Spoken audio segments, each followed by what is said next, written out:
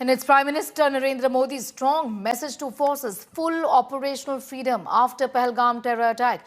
The Prime Minister chaired a high-level security review meeting at his residence with the Defence Minister Rajnath Singh, NSA Ajit Doval, Chief of Defence Staff General Anil Chauhan and 3 military chiefs. Sources say during the meeting, the Prime Minister granted full operational freedom to the forces to decide the reply, its mode, targets, timing and of India's military response to the Pahalgam terror attack. Amid this, the Indian Armed Forces are maintaining a high state of operational readiness on all fronts. And amid heightened tensions with Pakistan, RIS Sagar made a significant and engaging port called Port Louis, Mauritius from 26th to 28th of April as part of its operational deployment in the Indian Ocean. In a series of high-level deliberations following the recent terror attack, the centre has called 4 crucial meetings today, which will be chaired by Prime Minister Modi on the nation's overall security preparedness. Series of reactions, in fact, coming in. Let's take a listen to how the Prime Minister has gone on to condemn the massacre, vowing to deliver justice to the families of the victims, as well as promise the harshest form of punishment for the terrorists behind the 22nd of April terror attack, and promise to crush the patron of terror, stressing on the nation's unity and resolve in the face of terrorism. मैं बहुत स्पष्ट शब्दों में कहना चाहता हूं, जिन्होंने ये हमला किया है, उन आतंकियों को और इस हमले की साजिश रचने वालों को उनकी कल्पना से भी बड़ी सजा मिलेगी। सजा मिलकर के रहेगी। Today, from the soil of Bihar,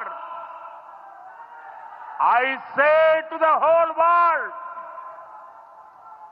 India will identify, track and punish every terrorist and their backers. We will pursue them to the ends of the earth. India's spirit will never be broken by terrorism. Terrorism will not go unpunished. Every effort will be made to ensure that justice is done. The entire nation is firm in this resolve. Everyone who believes in humanity is with us. I'm going straight to Aishwarya, getting in more details. Aishwarya, significant meetings that have been lined up for today, at least 4 of them. Take us through the details of what is expected and which are these meetings. Just break this down for us as well, Aishwarya. Well, Sneha, let me tell you, at 11 o'clock, the most crucial meeting, that is the CCS, the Cabinet Committee on Security, will take place. Now, this is the place where minutes of the meeting are also not made, because that is how secretive and exclusive this meeting is. What will be India's next steps? This is the Cabinet which will give an approval for it. The Prime Minister, he's the head of this meeting. He will be telling the other BJP leaders, the other union ministers, what steps India is all set to take. Yesterday, we saw a spate of meetings taking place right inside Prime Minister's house, and that's the place where I'm standing at the moment. All the 4 meetings, the CCEA, Economic Affairs Cabinet, will take place today. The CCPA, Political Committee, will also take place today, followed by the Cabinet meeting. So this is giving us this insight into what the Bharatiya Janata Party, the central government at the moment, are thinking, Sneha.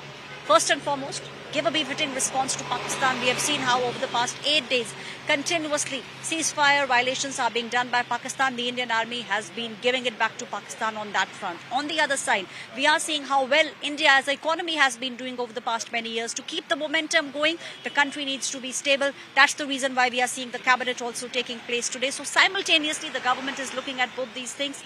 From what I can personally pick up, Sneha, is that the government will make sure they give a befitting response to Pakistan so that the world will take notice, and they will also simultaneously look at isolating Pakistan. We have seen how India has been making statements at the United Nations telling the world that Pakistan is a safe haven for terrorism, and this is something that the world now needs to take note. In the next 24 to 48 hours, Neha, we will see crucial decisions coming out from the CCS which will hamper Pakistan.